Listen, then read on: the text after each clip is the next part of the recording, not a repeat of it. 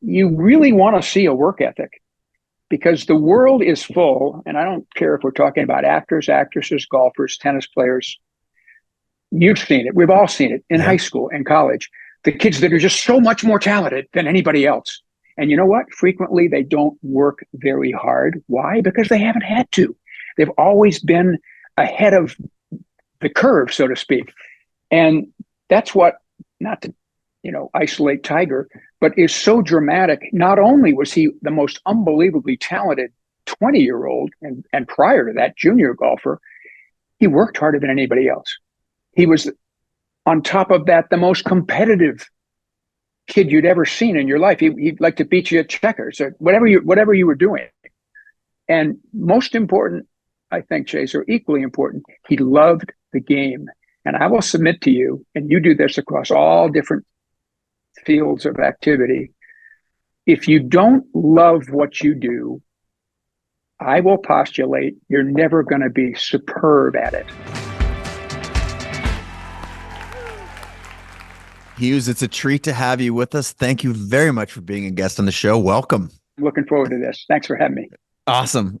So, for the handful of people who might not be familiar with this massive body of work that you've got across decades, tell us a little bit about who you are, what you care about, what you focus on, and just the backstory of Hughes Norton.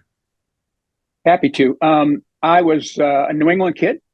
I went to high school I was born in Connecticut, went to high school in New Hampshire, college in Connecticut, and grad school in Boston. So you all within about 120 miles of each other. So when I first took this job with International Management Group out here in Cleveland, Ohio, in the early 70s, I literally thought the Midwest. I started looking out by Omaha, and was delighted to find that Cleveland is in the eastern 20% of the country, and I didn't even have to change time zones. So I got into this business totally serendipitously, I guess you would say. I was at grad school in Boston, Harvard Business School, and one of the courses we were taking was about entrepreneurs, which of course is very close to your heart and your Yes, podcast. indeed. And it's the case method of study there. So you got a case each night about a company. Some of them were 10 pages long, some of them were 200 pages long, and you had to distill it, come into class, discuss it with 75 others in this amphitheater type situation. And this particular course, called Starting New Ventures, featured a very young professor who was good enough to actually get some of the entrepreneurs that the cases were about in class. So we'd come into class, we'd have a discussion for 45, 50 minutes, and then the entrepreneur, in this case, Mark McCormick, because we had a case about IMG the night before, stood up in front and he said, okay, what Joe said is right, but this is what kind of happened. They threw us a curveball and we had to go, so it was really cool. So not only was he charismatic and appealing, but I mean, the whole nature, Chase, of working in sports. Now, you got to flash back 50 odd years. Sports management was nascent, to say the least. There were a few people around doing it. The pendulum has completely swung the other way today. I just saw something the other day. There are 1,500 players in the National Football League, and there are nearly 2,000 registered agents with the NFL Players Association. So that's how much it's changed. It's a big deal, and it's big business. And the guy that made it so was Mark McCormick, who was a good golfer growing up in Chicago, went to Yale Law School and got out. And his wife who he had just married, was from a little town in Ohio, and Mark was from Chicago. They interviewed firms in both cities, flipped a coin, and Cleveland came up. Otherwise, we'd be in Chicago. Strange things happen in life. But Mark starts working for this Cleveland law firm, and he had a great line. He said, I very quickly I decided I really wasn't very interested in the law. There were all these 80-year-old guys walking the halls, and when one of them died, we all changed offices. I wanted to do something different. It's a great description. So because of his interest in golf, he and another guy started a small-time business on the side. Now, the background here was that Mark was such a good golfer that he qualified twice for the U.S. Amateur Championship and once for the U.S. Open. He played in the U.S. Open in 1958 in Tulsa, Oklahoma. And his great line was he was in the first group off on Thursday, and he shot 1 under on the front 9. And he's so excited. And he's walking to the back 9 and starts playing the back. And he said, when I looked up again, they had not finished putting my name up on the leaderboard, MCCORMA. And just like that, they were taking it down after my 2 double bogeys. So, great story. And he was, he loved golf. So in those days, pros, the prize money was, it was, frankly, pro golf was a mom and pop operation. Mm-hmm. Prize money was very small. So to make additional income, all the pros would play exhibition matches. And frequently they'd be in cities where, like in those days, there was not a Seattle Pro Tour event, or for me, a Portland, Maine Pro Tour event. So, entrepreneurs like Mark, he was probably the only one doing it at the time, would go out on tour, ask Tony Jacklin, Gary Player, Arnold, Jack, go play a 2 or 4 man exhibition in various cities, and they'd make extra money. So Mark became familiar with a lot of these guys by doing that, and the little business was doing pretty well. And guess what happened? Some of the players started coming up to him saying, Mark, you're a lawyer. I don't understand this Spalding contract at all. Would you mind taking a look? And then someone else would come up with their clothing contract and ask the same. And Mark started reading these documents, and he said, holy shit, these guys are getting ripped off. And not only that, they don't even know they're getting ripped off. They're happy with these deals. So the light goes off, and he thinks, maybe this could be a profession. Maybe this could be a full-time business. And it really jump-started when Arnold Palmer, who Mark had also gotten to know, oddly enough, Mark was at William and Mary College, undergraduate. Arnold was at Wake Forest. The 2 teams played each other. Mark didn't play Arnold, but they met back in the college days. And so they knew each other when Mark started going out on the pro tour. And finally Arnold, started setting the world on fire. He won the 1958 Masters. He won the 1960 Masters. And pro golf was starting to boom, and television was starting to become a big part of it. President Eisenhower was playing golf, which was exciting a lot of people around the country. Hey, let's take up golf. And that's when Arnold one day said to Mark, I need help more than just part-time. Would you be willing to, take on my representation? And IMG was born. So for the folks who don't know that IMG is, what it is, the sort of the penultimate in your line of work, describe for them a little bit about that. And well, you did such a nice job setting the table for your place of employment and the foundation for the story of your new book, by the way, which we'll talk about, Rainmaker, Super Agent Hughes Norton, and the money grab explosion of golf from Tiger to Live and Beyond. You are that super agent. And how did you plug in to this, I would say, this at the time evolving new world of sports management, of athlete management, and agent, if you will? How did you get started in that? And, what were your initial findings when you got there? Well, flash again back to Harvard Business School. I listened to the presentation. I walked down to talk to Mark. There's 6 or 7 guys in front of me. Same reaction I had. Oh my God, we can have a career in sports.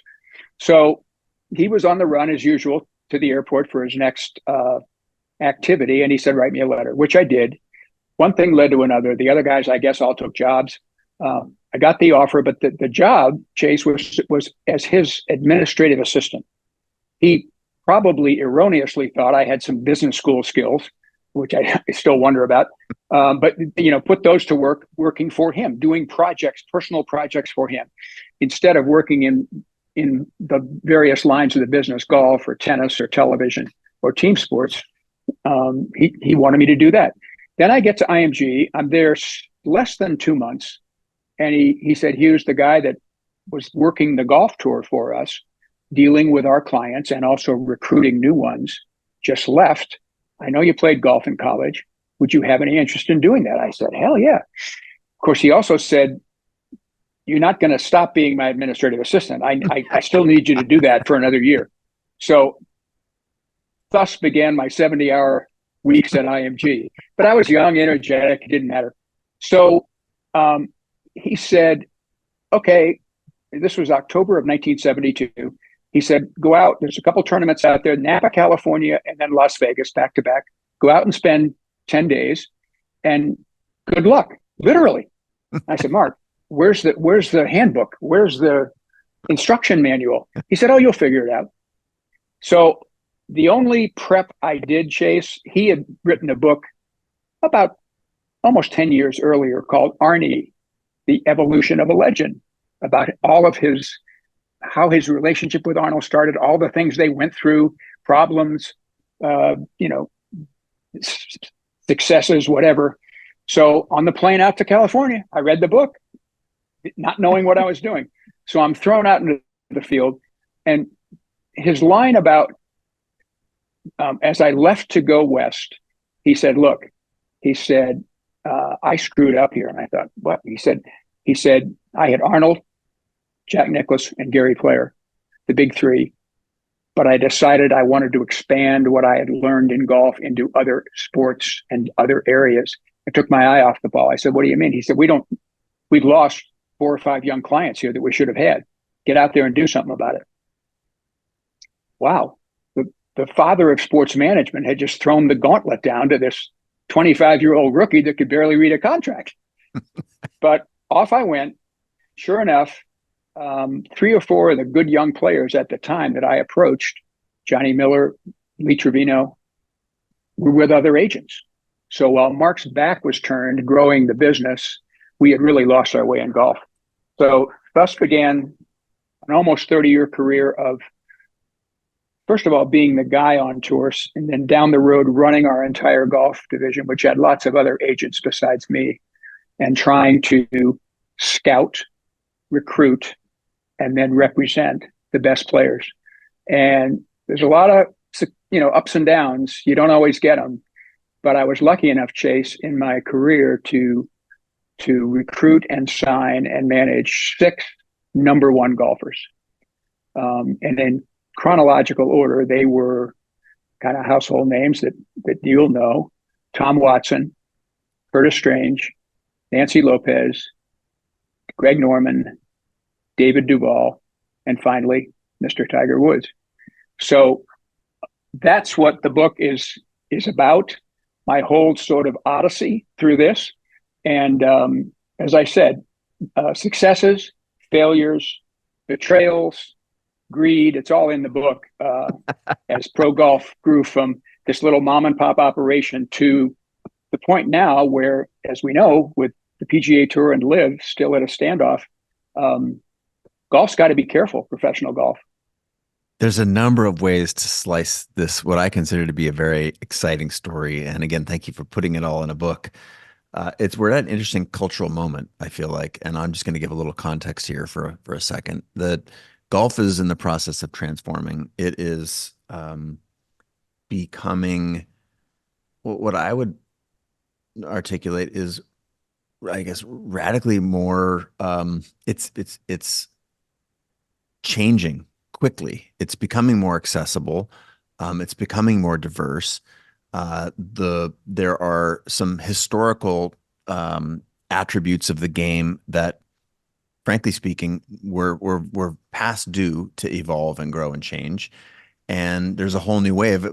Look back to the pandemic where golf had explosive growth. And as I've shared with you, and prior to our recording our conversation, golfed as a young person, 25 years of not golfing for all kinds of different reasons. I had a career I was poor. There's like 100 reasons. And then I've come back to golf later in life as the most beautiful game. The fact that it's changing makes, again, your story and this time and place very special. And I think there's 100 things to walk away with. One, what it's like to be the best in the world as you are in this particular discipline, having represented many of these number 1 golfers that you talk about. There's also a vector of being as close to greatness as it can be. There's a famous line it's in your book and it's elsewhere reported about you that when Tiger won the Masters as when he first won it when he was 21 or something like that years old, Correct. and he came off the 18th green, hugged his parents and you. So the proximity that you've had to greatness is also equally fascinating. So I'm wondering maybe this is a reasonable way into that conversation. You just finished your sort of opening there around you had the chance to manage all these number one golfers, and the last of which would be Tiger. What's it like to have discovered or been a part of the discovery process of young talent, putting eyes on people who it's your job to try and decide if they're going to be the best in the world or truly gifted? What are the things that you looked for? What kind of presumably the data set was much smaller then than it is now, and yet you had to have some very, very special skills to understand these things. Tell us a little bit about that. Well, I'd like to say that I was as successful as my boss, whose first three clients that he signed were Arnold Palmer, Jack Nicklaus, and Gary Player. An interesting little sidebar there, Chase. Mark was smart enough to know, as he put it, he'd hit the lottery. And he said, I had two choices. I loved golf. I could play golf with my friends, these three, and make a very, very nice living for the rest of my life. Or I could take what I had learned working with them and apply it to other sports. So that was the choice that he made. But it's, there are talent scouts in every field. Entertainment, people that go literally to Broadway shows and just will see 5, 6, 8, 10 in a week, and they're just looking for something. And I'm looking for something similar, but maybe a little different in golf. And tennis recruiters are looking for maybe something else, but they all have commonality, which is, first of all, talent. To get to those 6 players that I mentioned, they're superstar talent. They're all different. They swing the club differently. They don't do things the same, but they're unbelievably talented, or they don't get to number one. Number two, from the marketing side, which was my job, you also are seeking a very rare combination: charisma, attractiveness, appeal on top of the talent.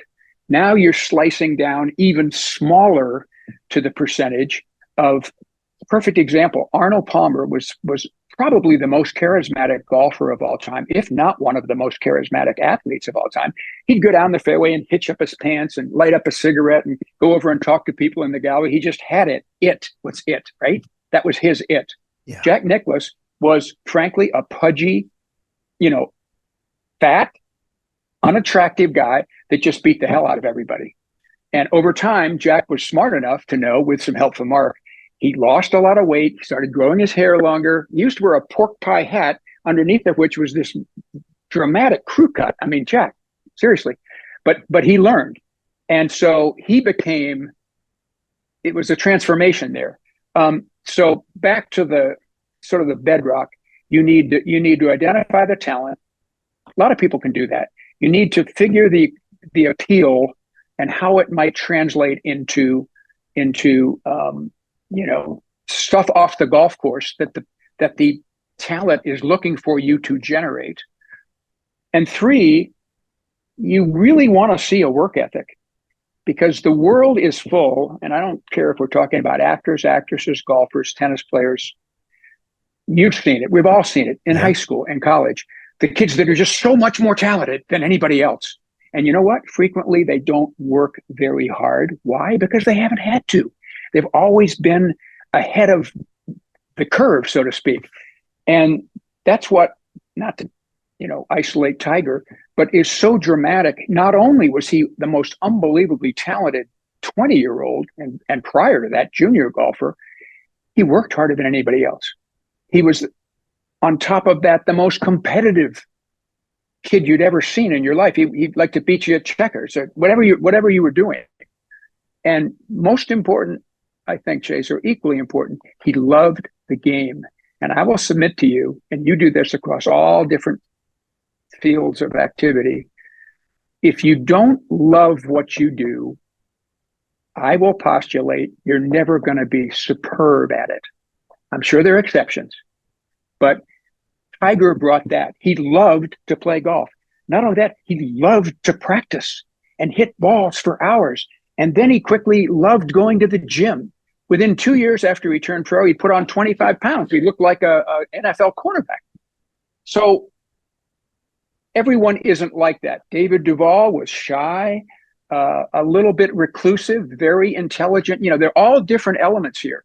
Greg Norman was swashbuckling and just loved the spotlight and the great white shark, all of that stuff. So you're dealing with all these different things, but they do have talent, they have charisma, they have appeal. Greg was also an incredibly hard worker. And the final element is luck, because I can give you a list longer than my top 6 number ones of players that I missed. We all do. You're not going to get them all right. You're not going to be Mark signing the big 3. So that's kind of a talent scout or recruiter's world. And yet, approach, if you will. Yeah. And yet the ability to navigate that, this is going to take the spotlight away from the athletes for a second, put it back on you. That is a skill set that is ownable. And by all of the same dimensions, you personally would have to have that in order to be the best agent in the world. So no question. So the question that's embedded in there is, are there differences between the work that you do and the work that a Tiger Woods does that are not perceptible to the rest of us? Or is it just being great at your job, you know, having the talent, the charisma, the things that you talked about? I think for the agent, Chase, in my case, I'm a classic overachiever.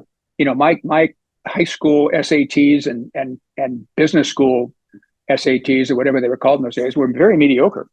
But I always, as a result, you know, I got good grades and stuff, but because I work very, very hard. And then I bring to the field the love of sports, particularly golf, which I had played a lot of in high school and college. My charisma and appeal doesn't matter in the way that the professional athletes does, but it does in another sense. I have to be appealing enough or persuasive enough to sign them in the first place and make them want to have me represent them. Now, in fairness, I had a huge advantage, which is International Management Group. As a sole practitioner, do I sign those 6? I promise you I didn't. I wouldn't have. But I had behind me the history and experience and success of IMG. Look, guys, this is what we did for Bjorn Borg.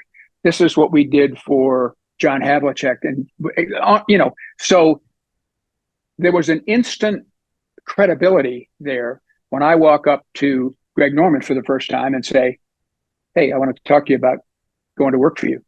And, oh, IMG, yeah, tell me more. I've heard about you guys. So that's a big plus in my case. But it's a crapshoot. And if you're conscientious, which I was to the nth degree, and which, by the way, is a quick pathway to neurosis, I think, in your personal life. But if you're conscientious, you're always, you know, rolling over in bed saying, oh, my God, you know, was that kid in Arkansas, you know, John Daly hits it a long way. You know, should we really go after him? He's a nutcase. And we didn't. And we lost John Daly as a result of, you know, you can't touch all the bases, I guess. So you can touch the bases, but you're not always going to score. That's fair. Let's talk for a second and zoom out on it's very clear that the peak of professional anything is exceedingly competitive. And for, you know, by extension, the peak of representation is incredibly competitive. Are there ways that is the competition different? And I'll say what I'm thinking about is there's a great documentary called, I think it's like 15 Feet from Stardom or something like that. It's about backup singers. And so in a way, you're the best in the world at something, but how to simultaneously be the best in the world and behind the scenes. Is that a little bit of does it take Yeah. a special personality? And I think of the extensions of this in business where the founder and CEO is usually the person who is, featured in the interview or the magazine article. And the reality is that the folks behind that personality, the COO or the folks that are grinding, not to say that the CEO and the founder is not grinding really hard, but there's an insane amount of work to make that greatness possible. A band is not just a band, right? They have an entire production back of the house that's doing a ton of work. And so by extension, agents are doing that as well. Is that, how does that work with your ego? How does that work No question. with Yeah, no question. Great question. You, by definition, and Mark preached this to us, you're not the story. You're in the background. Your client is front and center. That's what it's all about. So check your ego at the door. It's never going to work.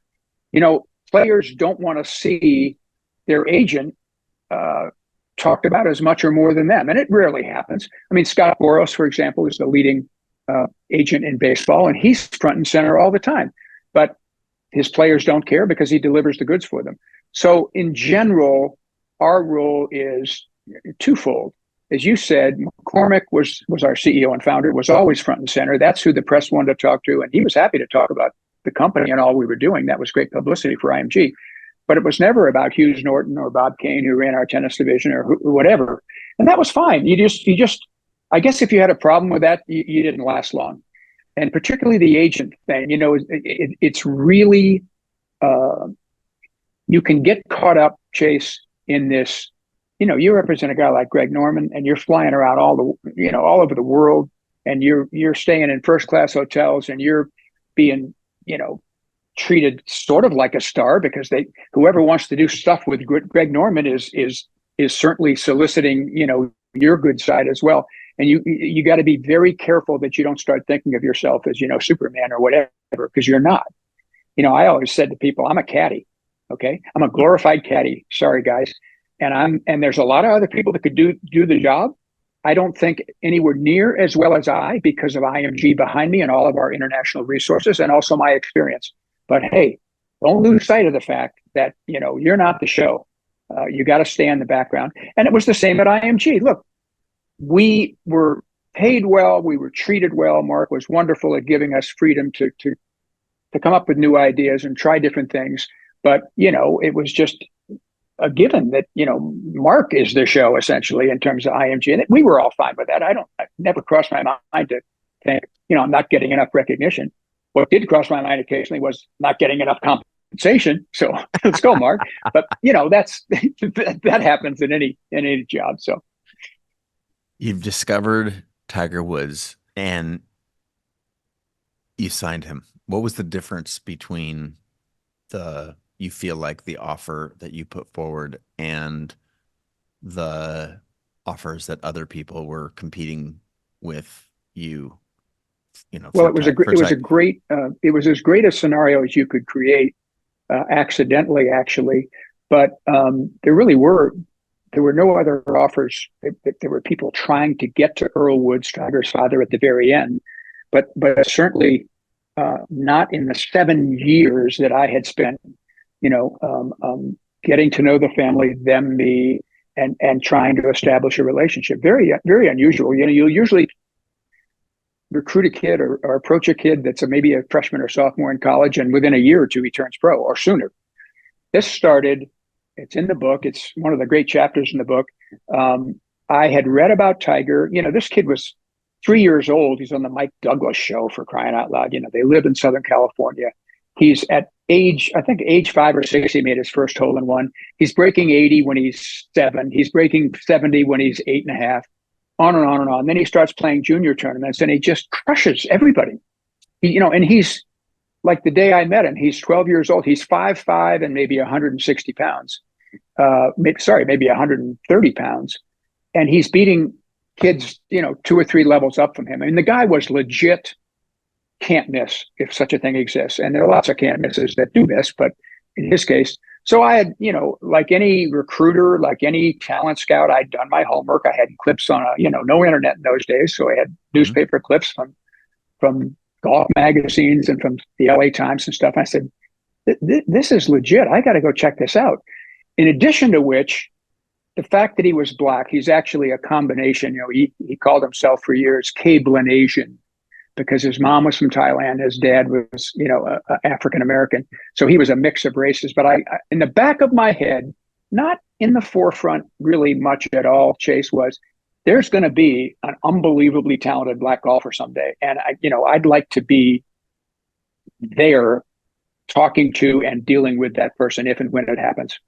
So what do? I literally got the phone book from Cypress, California, where they live, little modest house.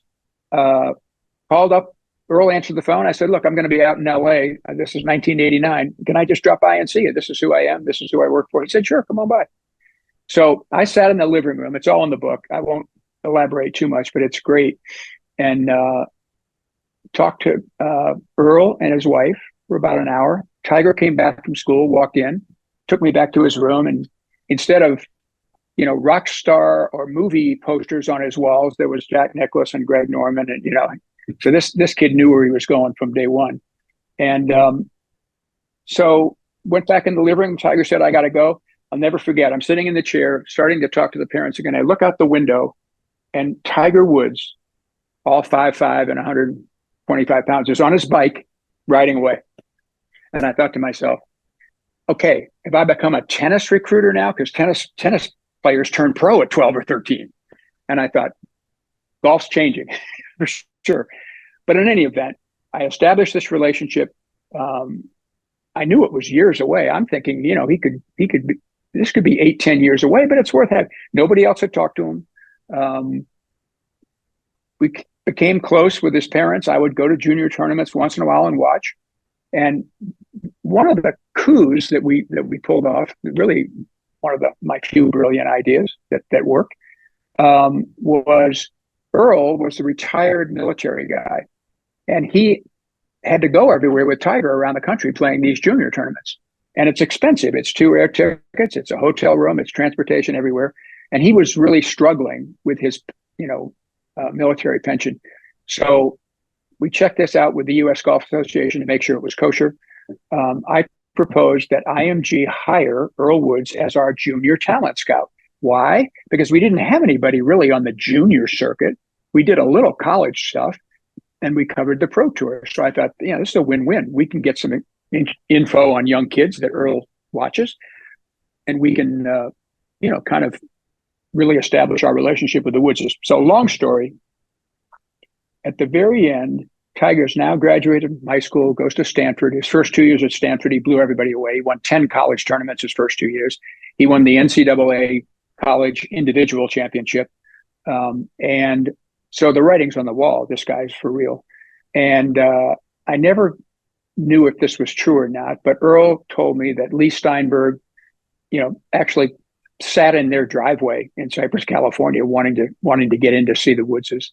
And there were some other, I think William Morris from LA and some other entertainment companies approached him.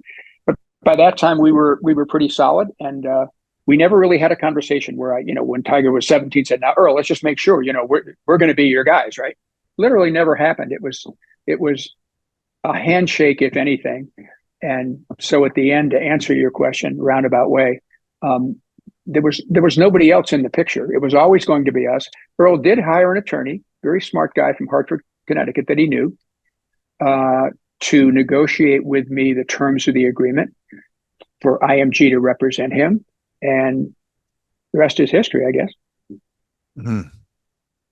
You mentioned in just that last section there, that last response, and earlier that Tiger was different in many ways. One was he was the first black golfer to really time his greatness with a set of the changing of the guard in golf. That was one of the things that was always difficult for me about it, was it seemed stuffy and I don't know, exclusive. and there was an opportunity, and women like Nancy Lopez and men like Tiger Woods, they are a huge piece of the future of the game, both at that time and as the game continues to grow. I'm wondering, what was it like to have a front seat to that in a world that had been very, very different prior to that? Was this, we are, Pretty cool. Yeah, for sure. I mean, you're hitting on, I mean, golf and the one criticism of golf for many, many years was it's a country club, lily white sport. You have to be affluent and mostly white. And so Tiger's absolutely breaking the mold here on this. And I mentioned his talent, his hard work, his competitiveness, his love of the game. Chase, the other thing, and I promise you this was a factor in his dominance from a very young age, was, and Earl Woods would tell me these stories. They'd go around the country to an exclusive country club in Kansas or another exclusive country club in Texas. And Tiger and Earl, this is Earl telling me, walking into the grill room and everything would go quiet. There were the kids all sitting with their parents at 10 different tables, all white. And here comes Earl and Tiger Woods to sit down. And that was, and everyone kind of looks around, and Earl imbued in Tiger the sense of, you're going to kick these rich white country club kids' asses like they've never seen before. That was always kind of their talking fun back and forth, but it's real. And that in the back of Tiger's mind, I promise you, has fueled his greatness. Partially, not all, maybe not just a tiny piece, but that is for real. And Earl used to say to Tiger, forgive, but never forget. And he never forgot. He never forgot those days with Dad. Oh, I can imagine. I've heard him share similar in interviews, and it's arguable that a similar argument could be pointed at around the accessibility and inclusivity of women's sports. You talked about Nancy Lopez, and now, the U.S. women's national soccer team, Caitlin Clark setting the all-time scoring record. We're seeing a completely new universe emerge. It's way too late and it's still too little, but are you optimistic about the future of women's sports? Very much so. In fact, the National Golf Foundation tracks the growth of golf, rounds played, number of golfers. The fastest growth for the last 2 years, by far, is women players. It's 30% or more of the growth of players in the last 2 years. And the other big growth area is junior golf. So I'm very bullish about it. The women's LPGA tour was really in the dark ages for years. They played lousy golf courses. Their purse that they played for was terrible. And Nancy had a big role in changing that. And today, they're not at the level for sure of the men, but they have a much longer schedule, more events. They play internationally all over the world. They have a lot of appealing young players. It's a big growth area. Yeah, that is something that's important it's an important vector of interest for me in the game, that we're not just fighting over the same size pie, that the pie is getting larger. We saw this it's not an equivalence, but an interesting parallel is the concepts of creativity being widely accepted as very interesting and powerful, and that is a vector for growth. Now people are aspiring that is a new direction that you can be. It's sort of like you can't be what you can't see, and the ability to put people like Caitlin Clark, Nancy Lopez, Tiger Woods on television has been a dramatic boost for the game. And I just wanted to throw my hat in the ring, as that's just an area of just deep passion and interest. Great point. Let me just touch on one other thing that's of interest. Yes, please do. The Tiger effect. When Tiger came out, and as I talk about in the book, I was old enough to remember Elvis Presley and the gale force of celebrity that accompanied him. And I say in the book, comparatively, Tigers was a tsunami. I mean, this kid was on the front page of every paper, every newscast, everywhere he went. Crowds adoring fans, autographs, etc. And everybody postulated that this Tiger effect, where the best player in the world and the most appealing player in the world all of a sudden was a black kid from Southern California or wherever he was from, didn't matter, that would jumpstart, electrify black kids playing golf. What do you need in sports? You need a role model. And they had never had one before. And with great enthusiasm and anticipation and optimism, there was going to be a Tiger Woods effect. But you know what, Chase? It never happened. And after a while, people figured it out. In the inner city, you need a hoop and a ball and a couple kids to go shoot the ball with. Golf, first of all, you have to go far away from the inner city. You have to buy golf clubs, bags, shoes, expensive, not a basketball. And you have to have access. You have to have clubs in the suburbs willing to let young black kids come and play. And the bottom line of all of that was really no development, no growth in the end, to the point where 2 years ago, and now there's one, Tiger, and he barely plays anymore. 2 years ago, there was Tiger and one other black player, all these years later on the PGA Tour, and he just signed with Liv. And so he's playing golf on the Saudi Tour. So now there's nothing to show, sort of, for what everyone thought was going to happen. There was something you may have heard of called the First Tee program. Great idea. They create little 1-2 hole courses closer to the, in the cities where kids could go chip and putt and maybe learn golf that way. It's really failed, and for good reasons, which we just discussed. They don't build, 500-acre golf courses in the middle of Chicago. Yeah. I mean, they just don't. Yeah. So that's kind of a sidebar, but it's, as much as exciting as the growth in women's has been, the prevalence of professional black players is certainly disappointing. And the participation level, I think, is a lot better. I haven't checked it lately in terms of amateur play, but there's still this stigma. Yeah. And I think that's going to be the next chapter of the sport. If you look at the so many vectors on which golf is expanding, the fashion component to it, the accessibility, indoor golf, for example. I'm sitting next to I'll just pivot the camera here. You can see my TrackMan simulator just off to my right here in the studio. And so there's a goal of increasing accessibility through some of those different vectors. I appreciate you comment on that, as the proximity that you had to Tiger through that process is fascinating. Let's talk. Interestingly enough, I love it. Go for it. The exciting thing about golf today is the growth of off-course participation. There's on-course and off-course. And everybody that just saw Chase's simulator, that's what we're talking about. Top Golf, a lot of people maybe listening, Chase, don't know what that is. You do. They've created all around the country these triple-decker places where you go and hit balls out toward targets, and there's music playing, and there's drinks and food, and groups of people go, kids, adults, whatever, and they have a great time. It's like a party. You don't have to go to a golf course. You don't have to become a member anywhere. The fees are reasonable, and what's happened is, I'll give you just some rough numbers.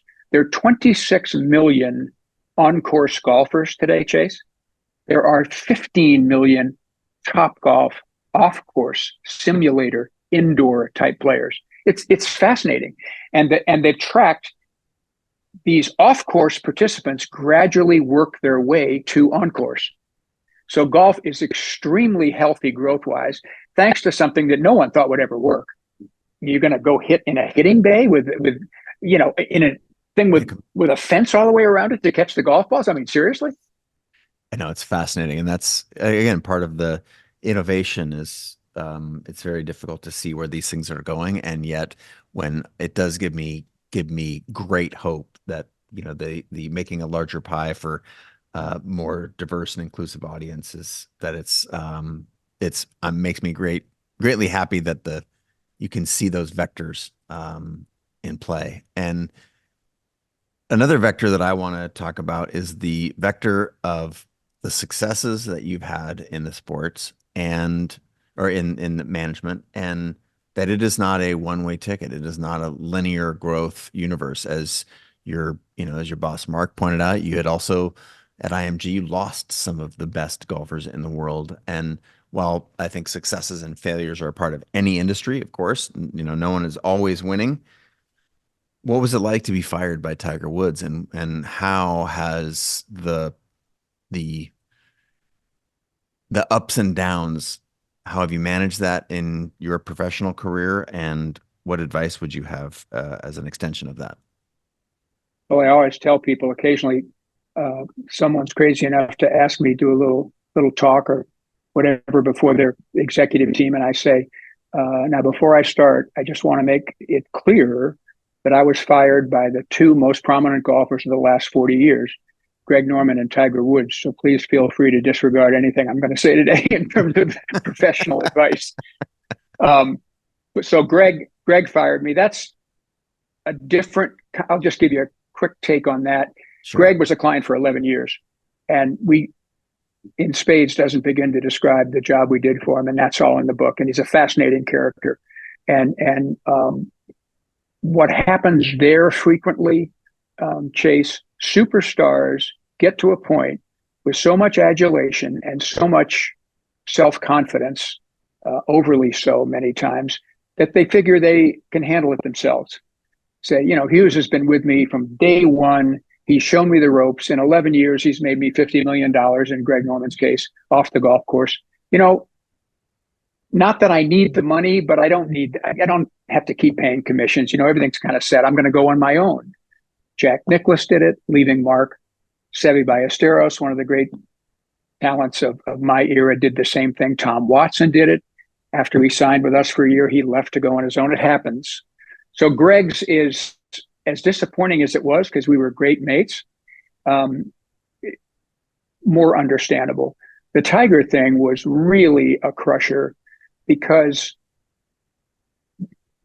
the long build up, the closeness with his family, the job I had done setting him up for life before he hit a shot as a professional, and just to give some context to your audience on that, before Tiger hit one shot as a pro, he was guaranteed $60 million in contracts.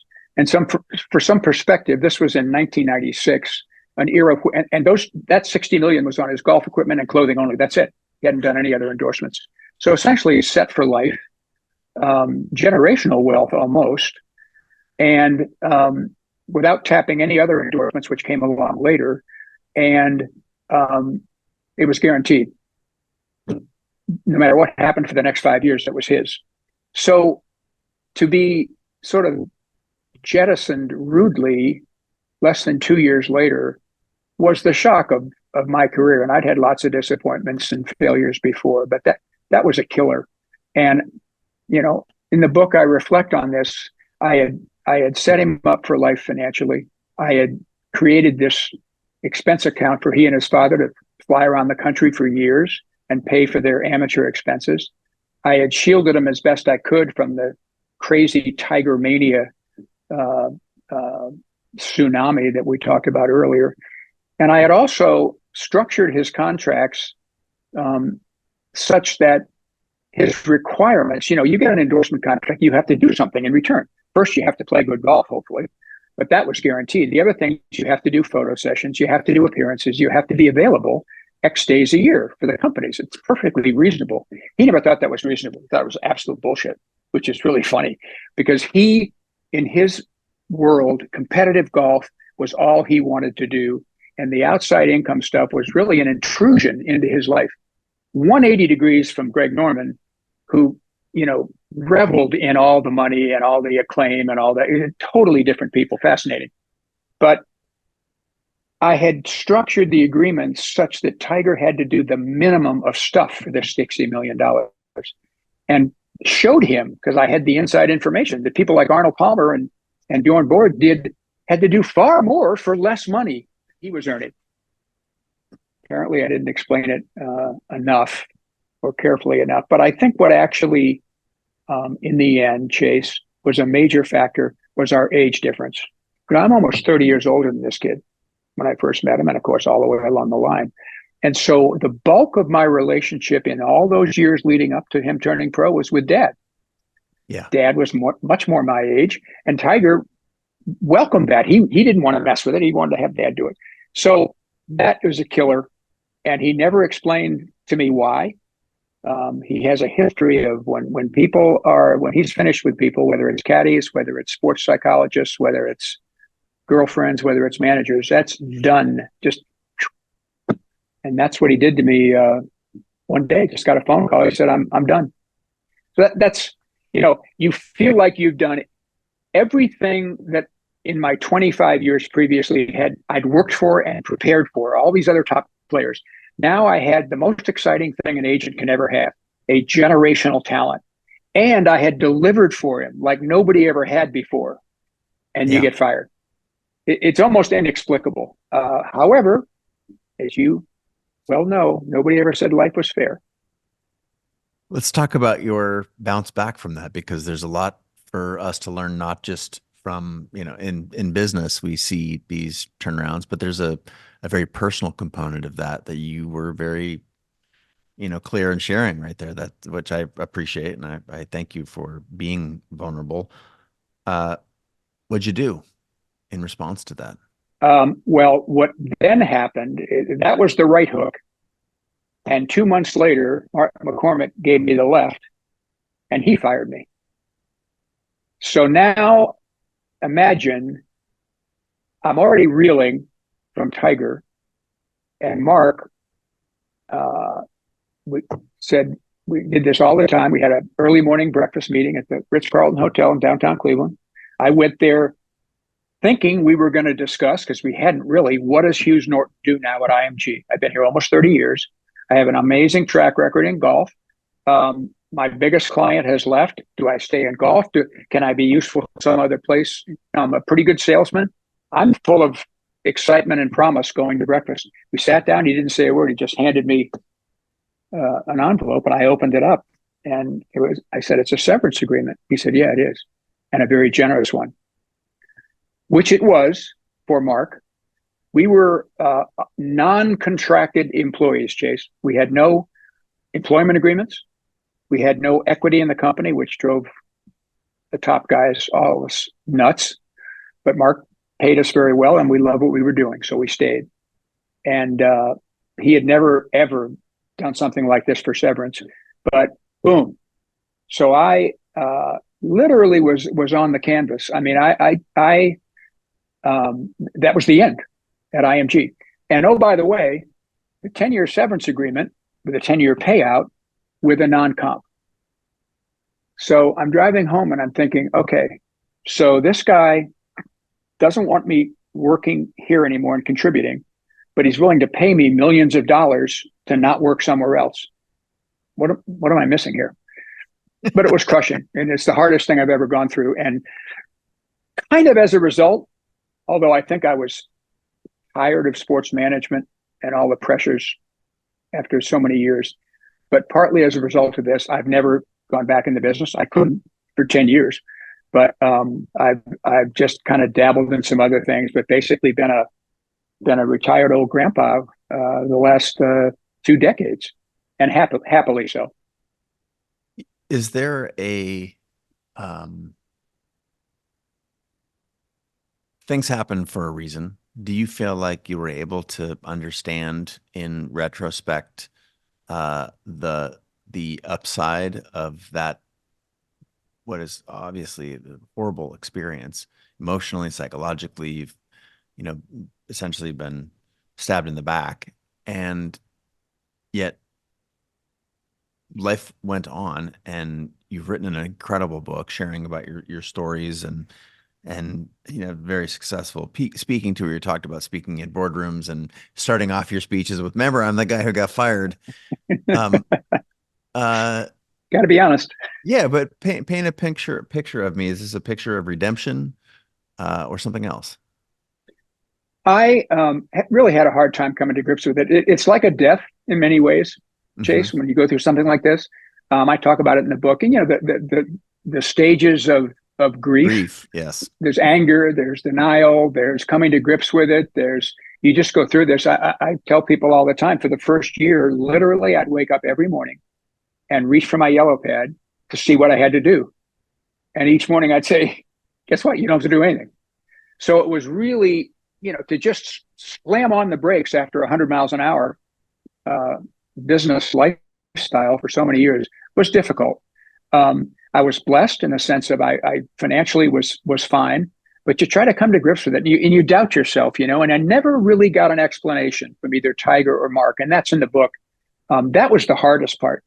I'll show you something interesting. A couple years later, this was 1998, December, he fired me, Mark.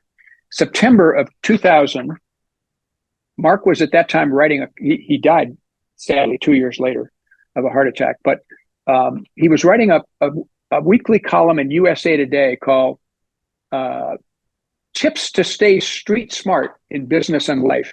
And I'm looking at this is, almost 2 years down the road. And he said, on firing, people don't get fired for not doing their jobs well.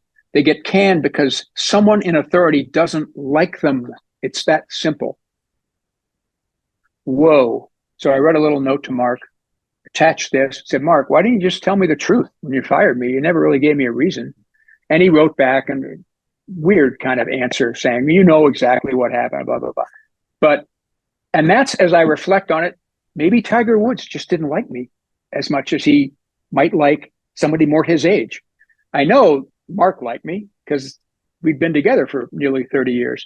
But, that was another sort of shot to the gut to get that. But you just, you move on. Pity parties don't make any friends, Chase, right? You gotta get up and just get on with life. And I tried to do that. Didn't really want to work again. And again, I didn't have to. So yeah, it might have been a different story if that nice severance package hadn't carried me through. Well, it's I think fascinating to be able to talk as articulate as you do about it, and the relatively unresolved nature of it, I think, compounds the fascination that comes through in your book. I should point folks to this one more time. Rainmaker is the main head. The subhead is Super Agent Hughes Norton, and the money grab. I knocked it on the floor, so I'm going to pick it up. Okay. Is the money grab explosion of golf from Tiger to Live and beyond, which makes me want to I can't have you on the phone here and not ask a couple of questions about Please do. The future of golf is, as I mentioned, at a very fascinating intersection. And I think there is, you don't have to love golf to understand, because this is a story of drama and growth, and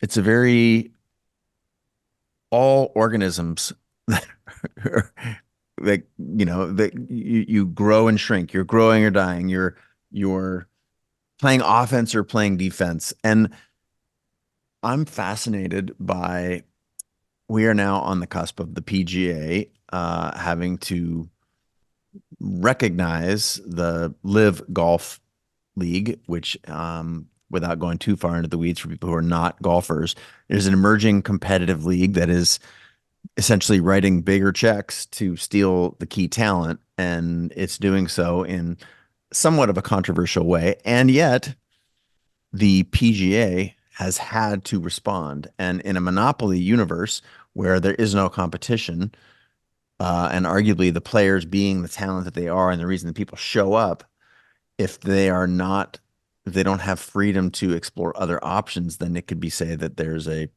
monopoly on their time or the sport. So I'm curious, either in broad terms or specific, what is your perception of the nature of competition generally? Because this could be viewed, again, for our audience listening, in business and in life. Is it healthy? Is it, in this case, is it something different? Is it controversial in a way that other sorts of competition is not? I'm wondering if you can just share with us your thoughts. Yeah, for sure. My perspective from afar, because I've been away from it for a lot of years, is competition helps everybody. It always does. And what you had with the PGA Tour and you used the word, was a virtual monopoly, not designed as such. Yes, there's a European tour. Yes, there's a tour in South Africa and Australia and Japan and Asia. They were separate.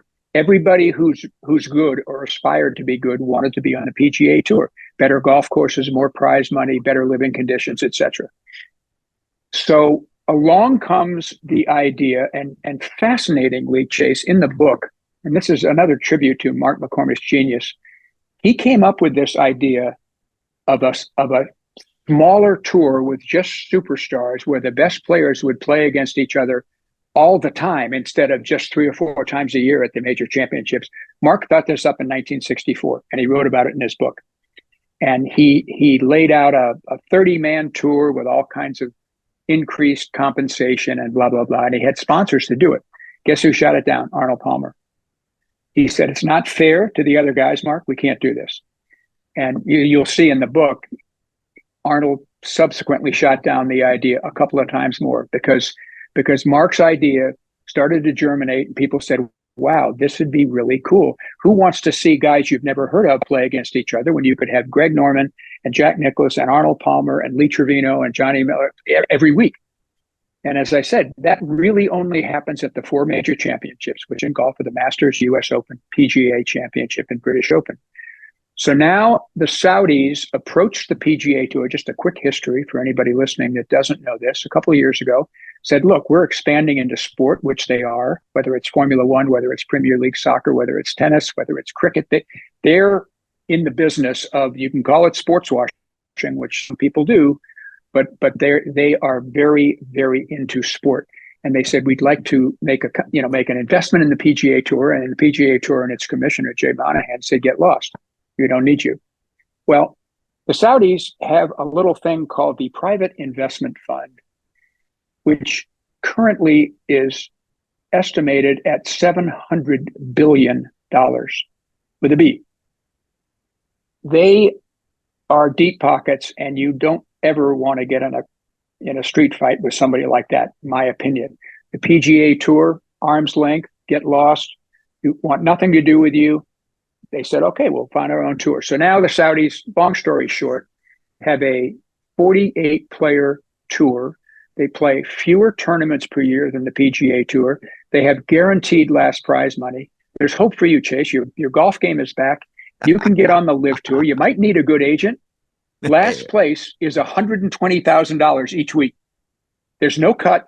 The 48th man makes $120,000. Where do I sign up for that? So, of course, with some big upfront checks, the Saudis attracted Phil Mickelson, Brooks Koepka, Dustin Johnson, Cam Smith, Bryson DeChambeau, and John Rahm, who, if those aren't household words to people listening, those are arguably 7 of the top 10 names in professional golf. Wow.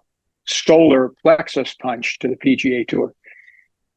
Now you have these two, they last June agreed to try to agree. They stopped litigation against each other, which had been ongoing and very expensive. And they said, okay, PGA Tour sort of with egg on their face said, okay, yeah, now we'd like you to come in. They haven't resolved it yet. And what you have, sadly, is the dilution of the PGA Tour with the aforementioned 7 top players not there anymore. You have the Saudi Tour with those handful of top stars, but really nobody else that is of much interest to people. So both sides have been weakened, and overriding this is Congress, which is investigating whether they want a foreign power like Saudi Arabia to have a major stake in a U.S. sport. So you've got that whole political issue, and if something doesn't happen to bring them together for the good of golf, we are going to be in a situation, I'm afraid, where the only tournaments that matter anymore are the 4 majors. And sadly, tennis went through this a couple of decades ago with wars among players and federations. And look at tennis today. The only tournaments that matter are the 4 majors: Wimbledon, US Open, Australian Open, French Open. And the other tournaments are sort of on ESPN2. Mm-hmm. And I'm not saying that's going to happen to golf, but it's a major turning point. Now, I will say, back to the competition question, If you're a PGA Tour player, even if you're just a rank and file and not a star, you have benefited enormously from this war. Why? Because it's competition. When the Saudis started offering $4 million per week for their tournaments in prize money, what did the PGA Tour do? They created 8 new events of $20 million purses. Voila! The people on the tour did better because of competition. So it's Yeah. kind of an overview, jumping around, but Oh, I love it. it's of it's of concern to most people who like golf, and fans, frankly, in the U.S. are getting pissed off.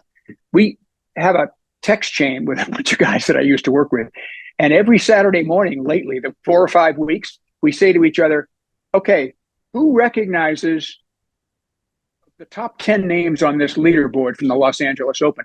They're all nobodies. I mean, relative nobodies. Don't get me wrong, they're all phenomenal players, but that is going to kill sponsors who are paying big time sponsorship dollars for these tours in the US are going to say, hang on a second, you're asking us to pay more, and we don't have these 6 stars. They're all in Saudi Arabia. Not good. It is a fascinating. This is sort of why there's a lot of parallels between what you've written about in your book and entrepreneurialism. Some of my favorite business books. One is called The Hard Thing About Hard Things, which is written by Ben Horowitz, who is a co-founder of Andreessen Horowitz, one of the all-time venture capital firms.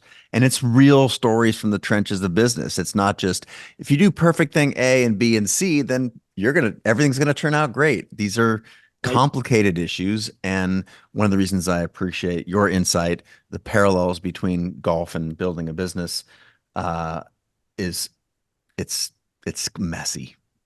Our stories are messy, and you have done a beautiful job of, I think, articulating cleanly both the benefits and the hardships of the mess that we call life. I'm grateful for your time for today. The book again is Rainmaker, Hughes Norton's book about the super agent money grab explosion of golf from Tiger to Live and beyond. And it will benefit anyone who loves golf, but it transcends golf to the human condition. You've done a great job. Chase, I appreciate it. Quick shout out. My collaborator, George Pepper, is the only guy, the only golf writer and columnist I would ever have done this book with. We were contemporaries in the era that we're writing about. He knew me better than anybody. And the key with any book like this is because it's first person, your collaborator has to write authentically in the voice of the principal, which is me. And nobody could do it better than this guy. And I think you'll find, I think the stories are interesting, but the style, everybody that's seen this book so far, it flows. It really is a fun, easy read. And just wanted to give George his due here. Well, I would like to thank you for that. And I would also like to give you due credit because you were part of an unprecedented sort of era of growth in the golf world. And I think we're on the cusp of another one of those. And so thank you. It's always been my goal. My goal with photography when I got involved was instead of a bunch of sort of frankly old, fat old white guys fighting about who's going to get the next big campaign from the big ad agency. Now, anyone with a phone is, has the capability of calling themselves an artist. And my goal is always to make a bigger pie. And I saw you do that through the sport of golf. And it's been fascinating to read about it. Thank you for being so candid here today in our conversation and in the book. It's a fascinating read. So anywhere else you'd steer folks to pay attention to what it is you're doing or outside the book? We focused on the book here. Again, the book Rainmaker. Anywhere else you'd like to direct our attention? Just flattered to be, I'm doing some, thanks to Simon and Schuster, our great publishing firm, doing a lot of promotional appearances. And this to me was the most fascinating because it's outside the world of golf. It's outside the realm of golf. So hopefully I've given a few insights that can translate to all the other fields and people, incredible people that you talk to. Well, thank you so much. It's a treat. Again, the joy that golf has brought me and so many others. It's on this fascinating growth spurt, and it is the most beautiful and maddening game, together at the same time. And you know it as a golfer yourself.